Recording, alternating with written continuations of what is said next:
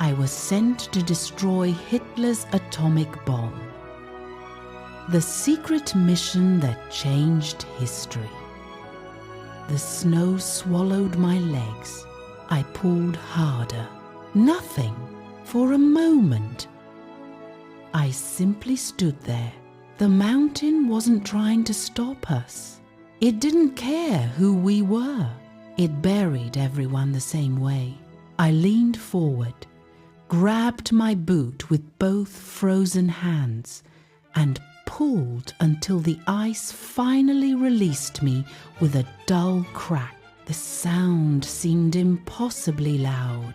Every man in front of me stopped. Nobody turned around. Nobody spoke. We didn't have to. Each of us had exactly the same thought. Had someone heard that? The wind answered first. It roared across the plateau, carrying snow so thick I could barely see the man walking less than 10 feet ahead of me. A second later, he disappeared completely. Not because he had moved, because Norway had swallowed him.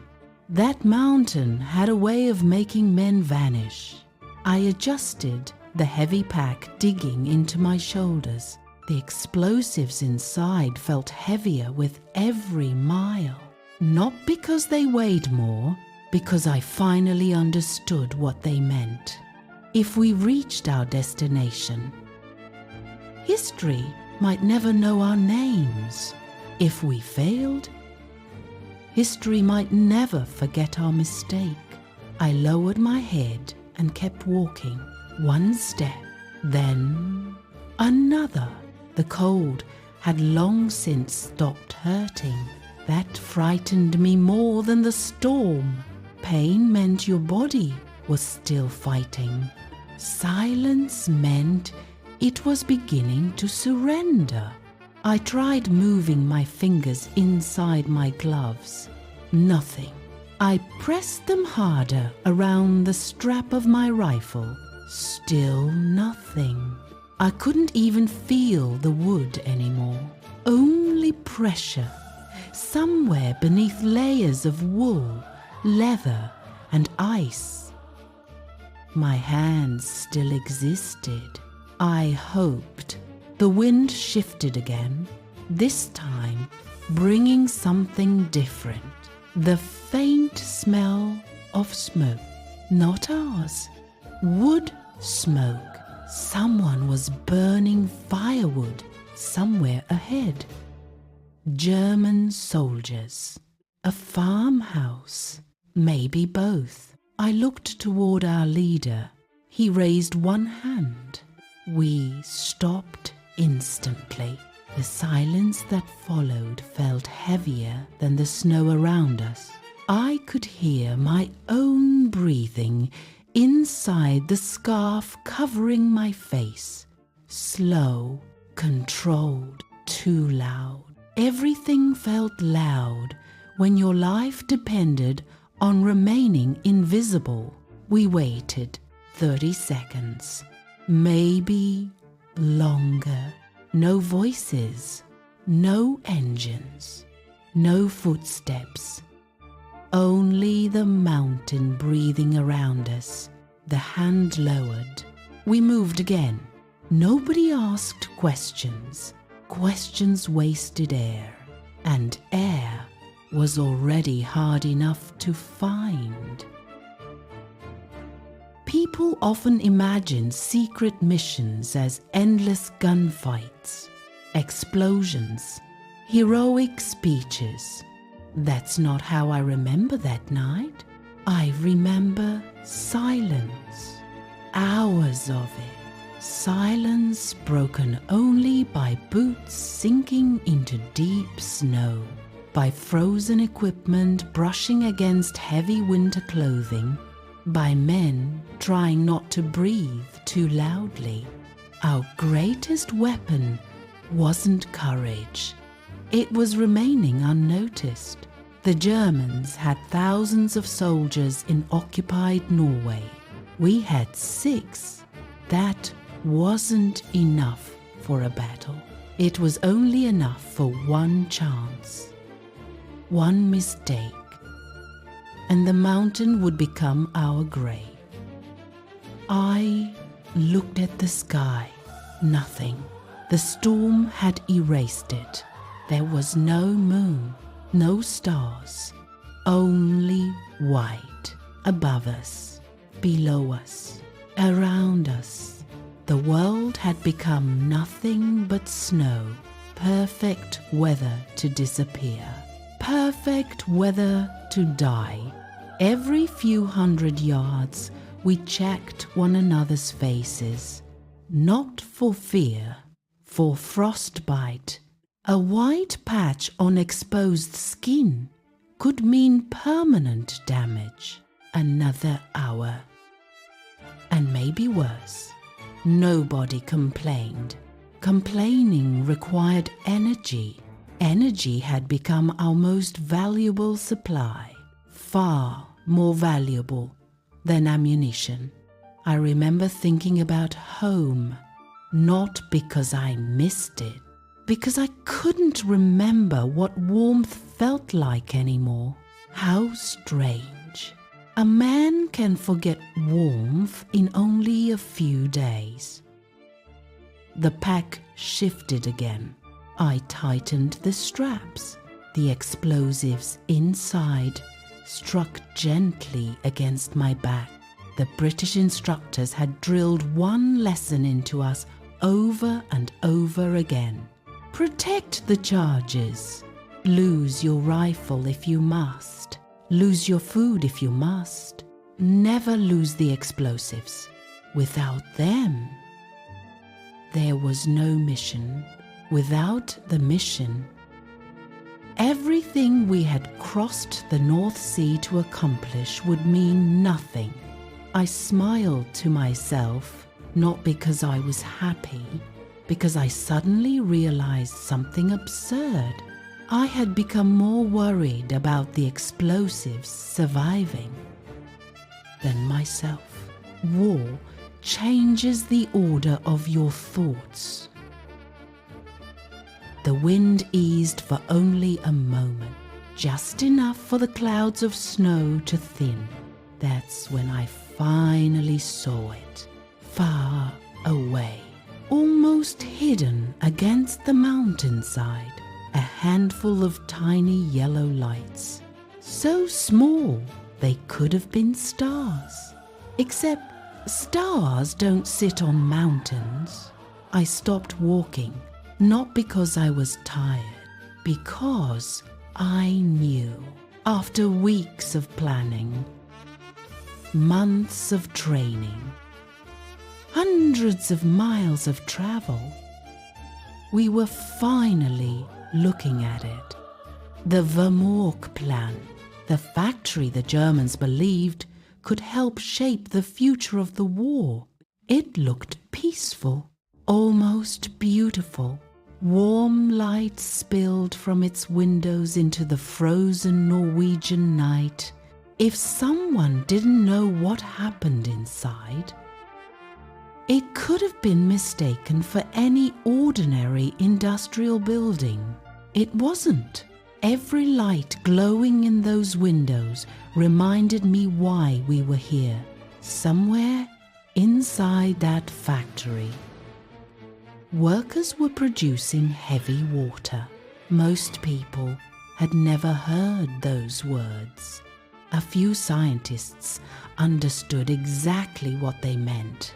The British certainly did, and if the reports reaching London were correct, so did Hitler. I stared at those distant lights for several seconds. Then I heard our leader whisper the first words anyone had spoken in what felt like hours. That's it.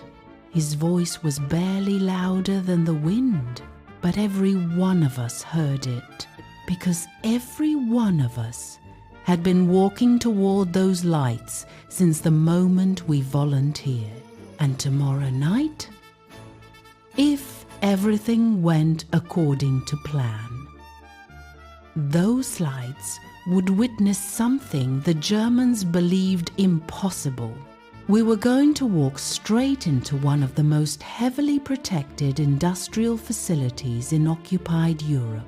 Not with an army, not with tanks, not with bombers, just 6 men, carrying enough explosives to change history.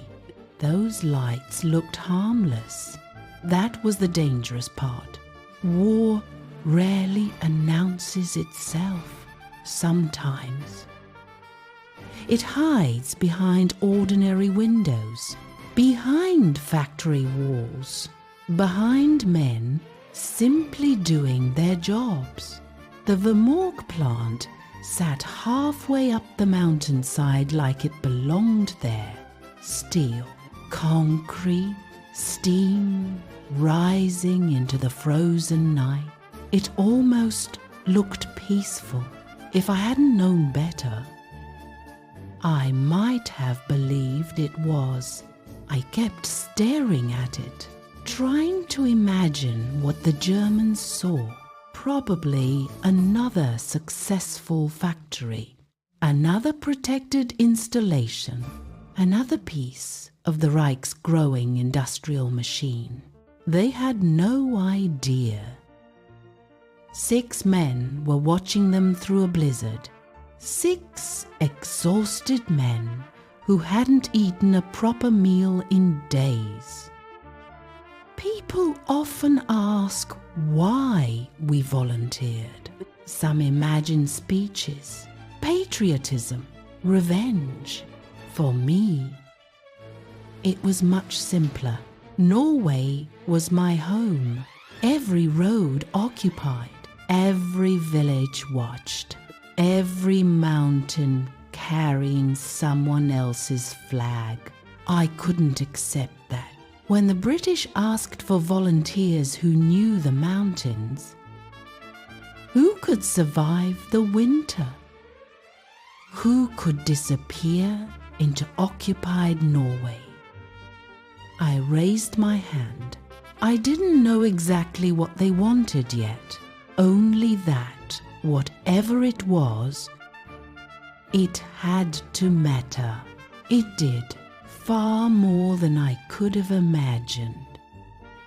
Months earlier, I found myself standing inside a quiet room in Scotland. A map of Norway covered one wall. Several British officers stood beside it. No one smiled. One of them pointed toward a tiny mark on the map. Most people wouldn't have noticed it. I barely did. Vemork. That was the first time I heard the name. The officer looked around the room before speaking again. This factory produces heavy water. The words meant nothing to most of us. Heavy water? It sounded almost ridiculous. Water was water, wasn't it? The officer must have seen the confusion on our faces. He walked toward the table and placed several photographs in front of us. The factory, the surrounding cliffs, the suspension bridge, guard towers, machine gun positions. Then he said something that changed the room completely. If Germany succeeds, he paused, they may eventually build a weapon unlike anything the world has ever seen. Nobody spoke. He didn't need to explain further. We understood enough. This wasn't simply another factory. It was a race. And if we lost, the consequences could reach far beyond Norway. The training began immediately. British instructors pushed us harder than anyone I had ever met.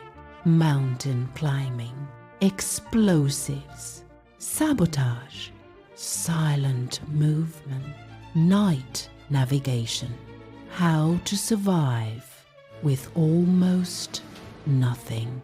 How to disappear, how to kill quietly. If there was absolutely no other choice, one instructor repeated the same sentence so many times, I can still hear his voice.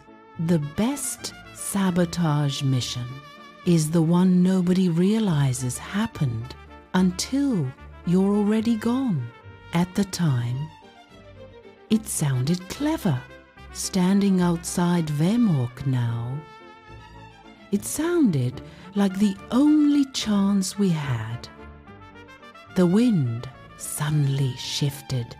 A stronger gust swept across the ridge. Snow blasted into our faces with such force that I had to close my eyes.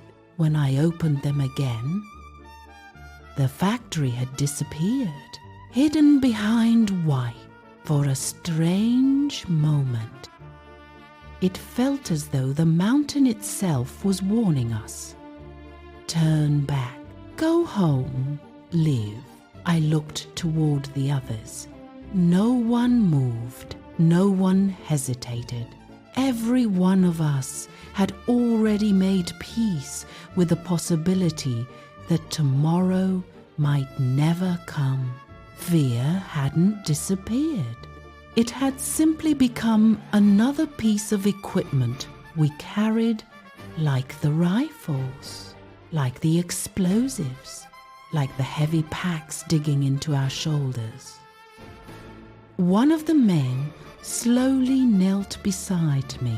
He removed a folded notebook from inside his jacket. Not maps, not orders. A small photograph. His family. A woman. 2 children. He looked at it for only a few seconds before placing it back inside his coat. He never said a word. He didn't have to. I understood exactly why he had looked. It wasn't because he doubted the mission. It was because he needed one last reminder of what success actually meant. We weren't trying to destroy a factory. We were trying to protect a future, one where children might never know what we almost failed to stop. Our leader finally broke the silence. We move in 1 hour. His voice remained calm, almost impossibly calm.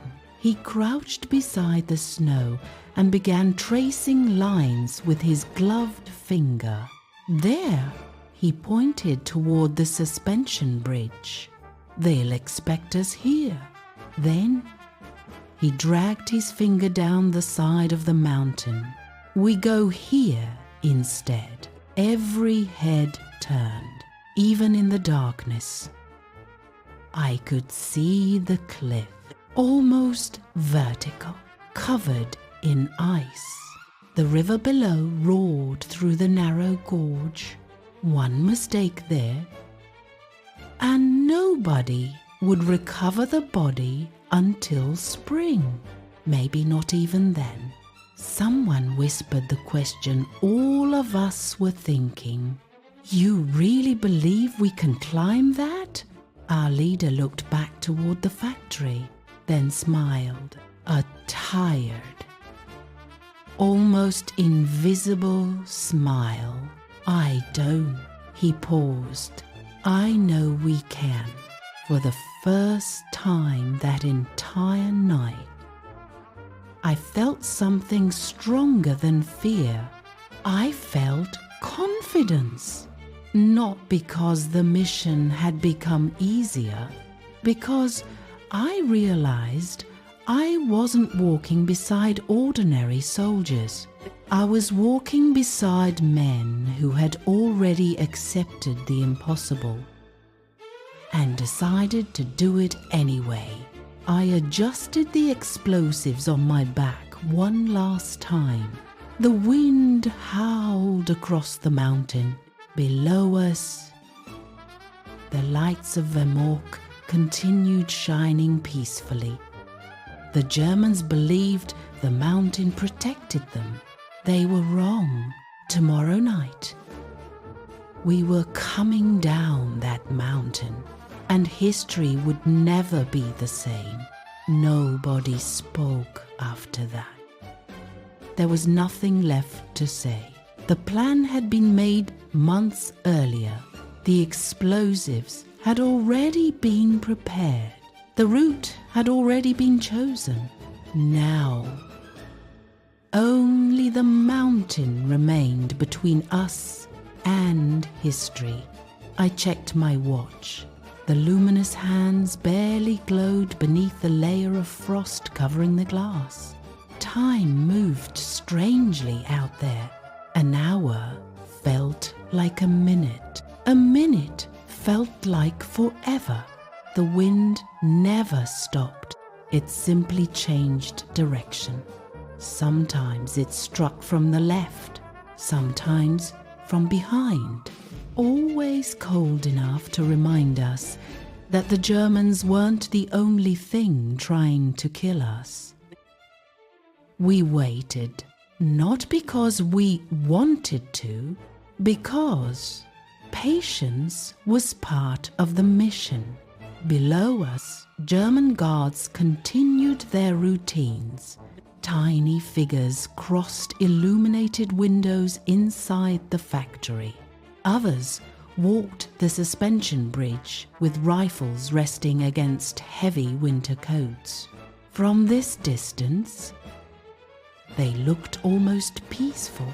That illusion disappeared the moment I lifted my binoculars.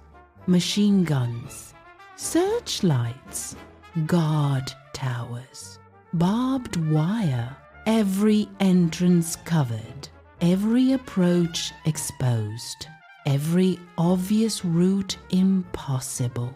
The British intelligence officers had been right. An assault would have been suicide. Bombing the factory, too dangerous. The equipment inside was too valuable, the walls too strong. The only way to destroy it was to walk inside, quietly, one by one. We checked our equipment. No words, only habits. I opened the canvas pouch strapped to my belt. Explosives, detonators, timing pencils, knife, compass, extra gloves, everything exactly where it had been when we packed it in Scotland. The weight no longer bothered me. The responsibility did. One mistake with those charges, and weeks of preparation would disappear in a single careless moment. I looked at the man beside me, Knut Haugland. His beard was covered in tiny crystals of ice. Snow clung to his eyebrows. He noticed me looking, didn't smile, just gave one slow nod. It was enough. Nobody needed encouragement anymore. If you had reached this mountain, you already possessed all the courage you were ever going to have. The sky darkened even more. I wouldn't have believed it possible, yet somehow, the Norwegian winter always found another shade of darkness. The factory lights became brighter. Steam continued rising from enormous pipes before disappearing into the storm. Everything about that place seemed alive, breathing, working, completely unaware. I wondered how many workers inside had families waiting at home. How many believed they were simply doing another day's work. War has a cruel way of placing ordinary people inside extraordinary moments. I reminded myself why we were here. Heavy water, Those two words still sounded harmless, but British scientists had spoken about them with a seriousness I had never seen before. They believed Germany was getting closer. Not tomorrow, not next month, but closer? Close enough that someone had decided 6 Norwegians crossing frozen mountains was worth the risk. When governments begin gambling with men's lives, the stakes are usually higher than anyone says out loud. Our leader slowly stood, no dramatic speech, no final instructions. He simply adjusted the straps on his backpack, then looked toward the cliff. It was time. We left the shelter of the rocks and moved toward the edge. The gorge opened beneath us, like a wound carved into the mountain. I walked carefully to the rim, then looked down. I wish I hadn't. The river far below crashed violently against black stone, disappearing beneath layers of snow before exploding back into white foam. The sound climbed the canyon walls like distant artillery. The cliff itself looked impossible, steep, frozen, covered in smooth ice. One misplaced boot, one broken handhold, one moment of hesitation, and gravity would finish what the Germans never had the chance to start. Someone behind me whispered softly, "God." No one answered, not because we disagreed, because every one of us was thinking exactly the same thing. Our leader secured the climbing rope. He tested it once, twice, then looked back at us. "I'll go first." No hesitation, no ceremony. He simply stepped over the edge and disappeared just like that. The mountain swallowed him for several endless seconds. There was nothing, no voice, no signal, only the sound of the river below. Then the rope tightened, a single tug, the signal, safe. My turn. I took one last breath, looked once toward the lights of Vemork, then stepped into empty space. The mountain disappeared beneath my boots. Only eyes remained, only darkness, only the mission, and somewhere, waiting at the bottom of that frozen gorge, history. The rope groaned beneath my weight. Every movement sent tiny pieces of ice tumbling into the darkness below. I refused to watch them fall. If I looked down again, my legs might remember how afraid they really were. The cliff wasn't simply steep, it felt almost vertical. Every handhold had to be tested, every foothold questioned. The frozen rock cut through my gloves. I could barely feel my fingers anymore. That worried me, not because of the climb, because we still hadn't reached the factory. Halfway down, the wind disappeared. The canyon swallowed it. For the first time in hours, everything became strangely quiet. Too quiet. Only the river remained, hidden beneath darkness, crashing endlessly somewhere below. Its roar echoed through the gorge, covering every small sound we made. For us, that river became an ally.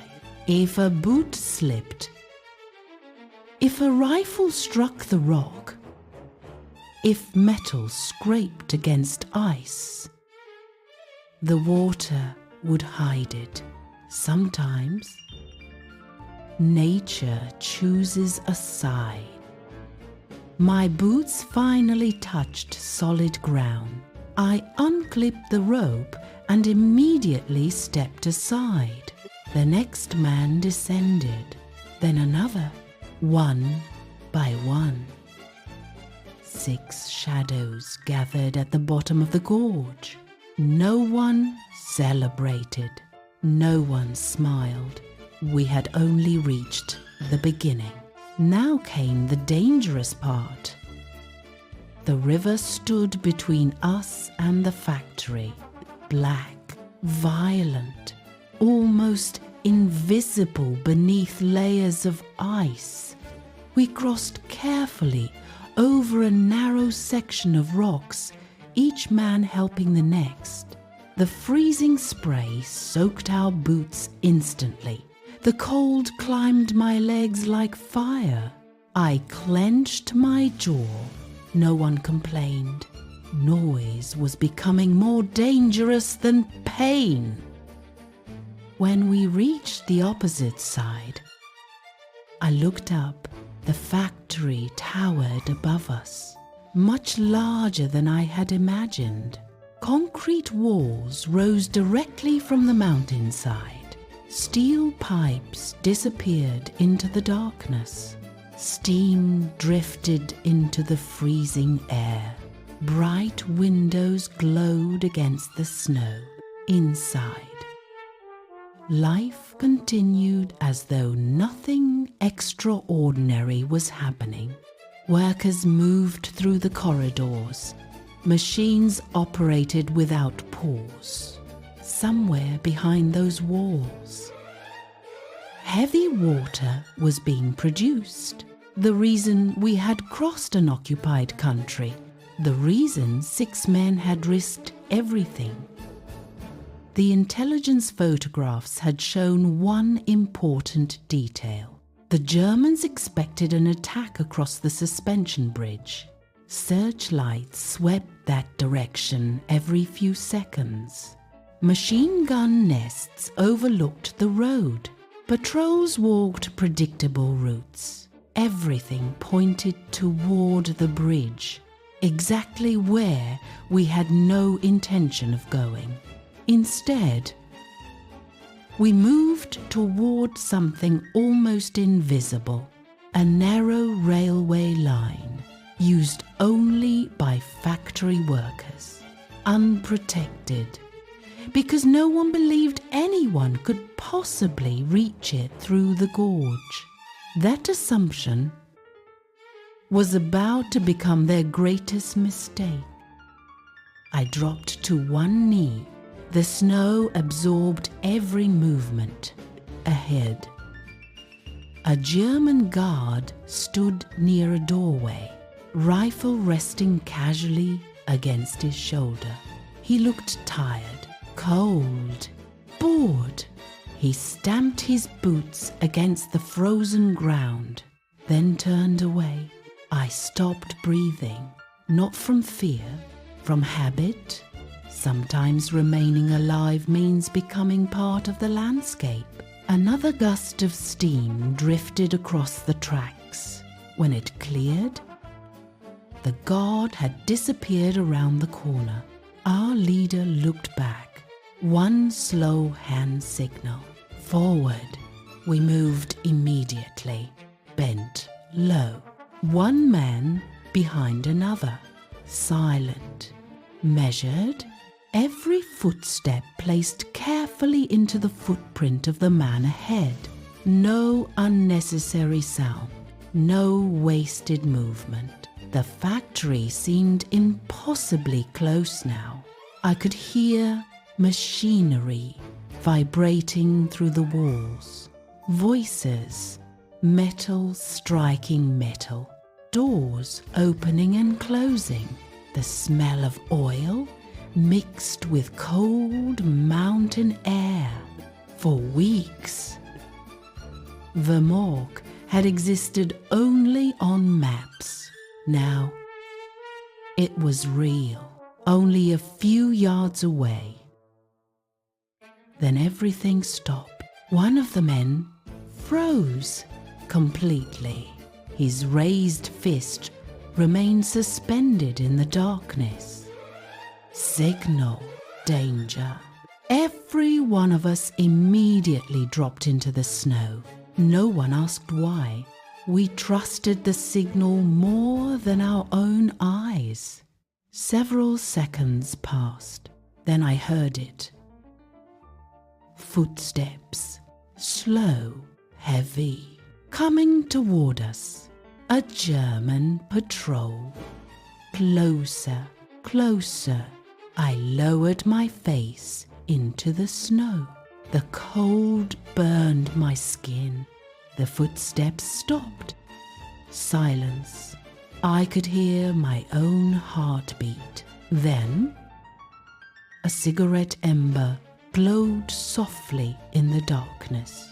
Only a few yards away, one guard, maybe two, talking quietly, laughing, completely unaware that 6 Allied commandos lay frozen beneath the shadows less than 20 feet from them. I tightened my grip on the knife beneath my coat, not because I wanted to use it, because if they took one more step, there would be no other choice. The cigarette ember glowed once more, a tiny orange light, only a few yards away. Then, darkness. One of the guards dropped the cigarette into the snow and crushed it beneath his boot. Another laughed quietly. The sound echoed across the concrete walls before disappearing into the roar of the machinery. I stayed perfectly still. A single movement, one careless breath, could end everything. The patrol remained there for what felt like hours. In reality, it couldn't have been more than a minute. Eventually, one pair of boots turned, then another. The footsteps faded into the distance. Only after they disappeared completely did our leader slowly raise 2 fingers. Move. We slid forward through the shadows. Every instinct screamed at me to run. Instead, we walked slower than ever. The closer we came to the factory, the quieter we became. A narrow steel door stood before us, exactly where British intelligence had predicted, locked, but not heavily guarded. One man knelt. He carefully removed a small set of tools from inside his coat. Nobody spoke. Nobody looked away. Even opening a door sounded dangerous now. The metal lock clicked once. Then again, my heart seemed louder than the mechanism. Finally, the handle turned. The door opened only a few inches. Warm air escaped into the freezing night. It smelled of oil, steam, metal, industry. For the first time in weeks, I felt warmth on my face. It almost didn't seem real. We entered one by one. The contrast was shocking. Outside, the mountain had tried to freeze us to death. Inside, the factory breathed with heat. Pipes covered the walls. Steam drifted across narrow corridors. Massive pumps vibrated beneath the concrete floor, somewhere above us. Workers continued their normal shifts. They had no idea 6 commandos were already inside the building. Our boots barely touched the floor. Every step was deliberate. Every corner checked twice. The intelligence photographs had become our map. Left corridor, steel staircase, another hallway, down 1 level. Everything exactly where it should have been, until It wasn't. A heavy metal gate blocked the passage. I stared at it. Nobody had mentioned a gate. One of the men looked toward our leader. For the first time that night, I saw uncertainty on his face, only for a second. Then he noticed something. A cable disappeared beneath the gate. It hadn't been locked, only closed. He slowly lifted it, just enough for one man at a time to crawl underneath. Another German assumption. No one would ever come this way. The room beyond was smaller than I expected. Rows of pipes, pressure valves, steel tanks, everything humming with quiet mechanical rhythm. There was nothing dramatic about it, nothing that looked capable of changing the future of the war. Just machinery, ordinary-looking machinery. I almost laughed. Men had crossed oceans, climbed frozen mountains, risked execution. For a room that looked completely ordinary, war has a strange sense of irony. Our explosives expert immediately went to work. His gloves came off, bare hands. In that temperature, he needed to feel every connection, every detonator, every wire. Every charge had already been measured during training. No wasted motion, no hesitation. Weeks of preparation unfolded in complete silence. Plastic explosives were secured directly onto the critical electrolysis chambers. One charge, then another, then another. Every placement mattered.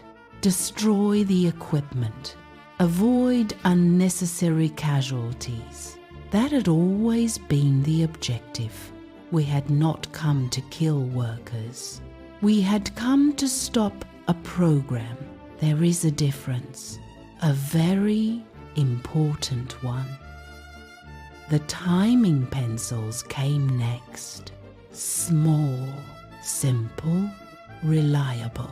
Each one quietly counting down the minutes that remained before history changed forever. I watched the final detonator click into place. It looked insignificant, almost fragile. Hard to believe something so small could alter the course of a global war. Our explosives expert finally looked toward Joachim. One silent nod. Ready.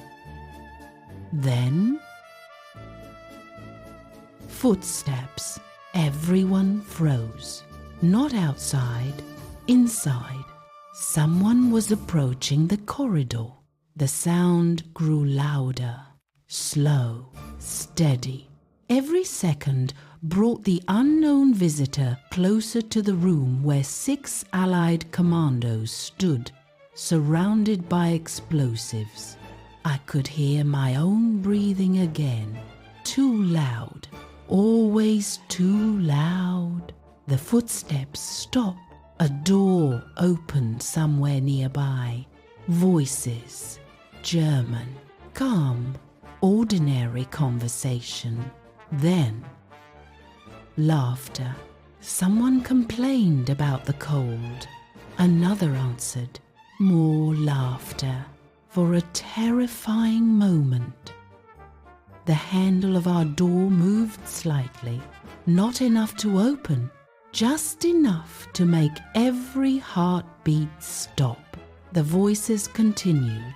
Another door closed. The footsteps slowly faded. Only then did I realize I had been holding my breath. Our leader whispered, the first words spoken inside the factory. Time to leave. No celebration. No excitement. The mission wasn't over, not even close, because placing the explosives had always been the easy part. Getting back out would determine whether anyone would ever know we had succeeded. I took one last look around the room. Everything appeared exactly as before. Silent, orderly, almost peaceful, except now, hidden among the machinery, history was counting backwards. I looked at my watch. The luminous hands glowed faintly beneath the darkness. Only minutes remained. Not enough to celebrate. Not enough to relax. Only enough to disappear. Joachim gave one final signal. Move. We slipped back into the corridor exactly as we had entered. One man, then another. No conversation, only breathing. The warmth inside the factory suddenly felt dangerous. Outside, the mountain had hidden us.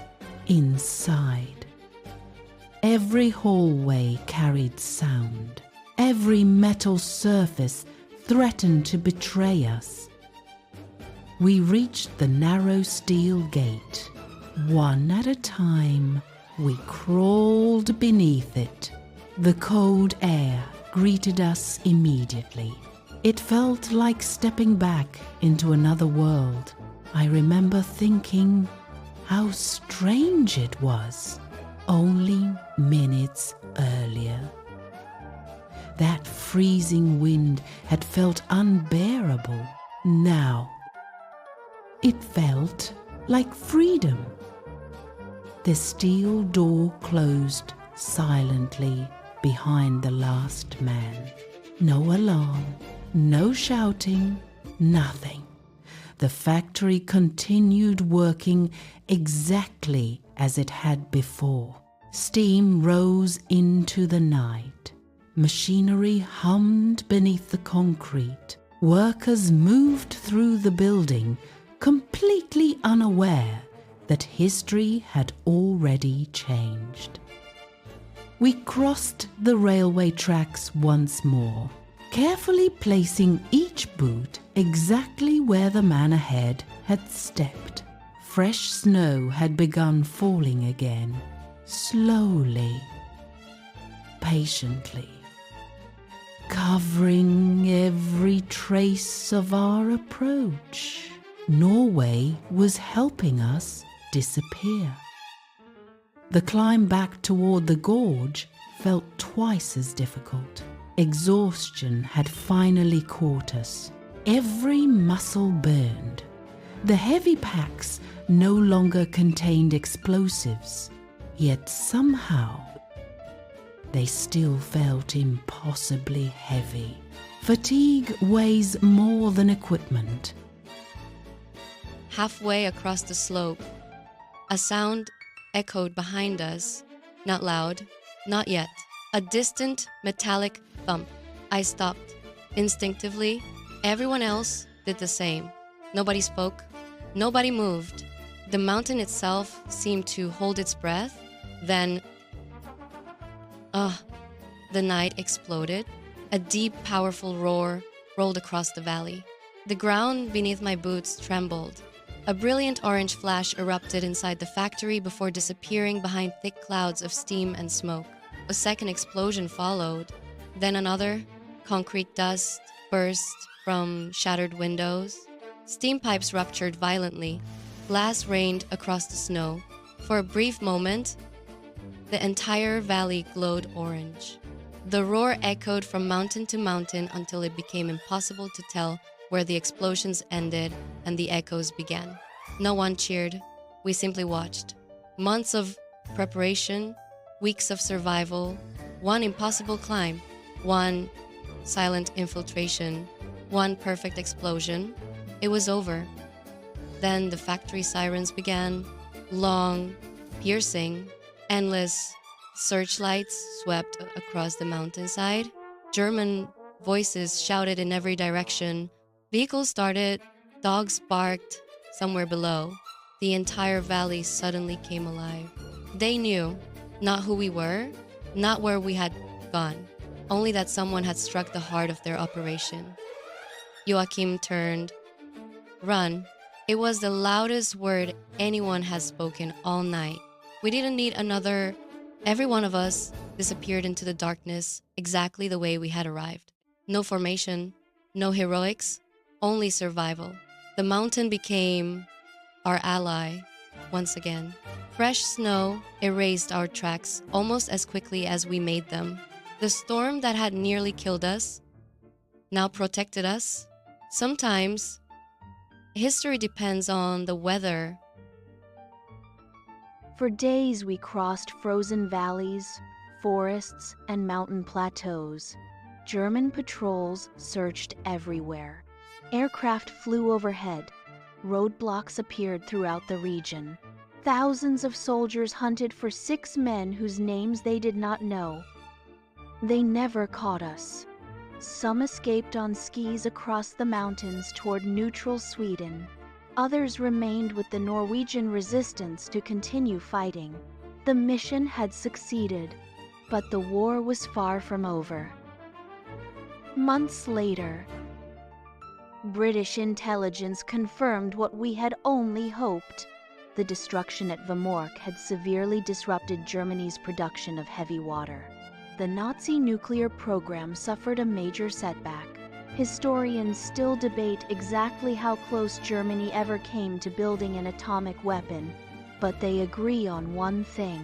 Operation Gunnerside delayed one of the most important scientific projects of the Third Reich.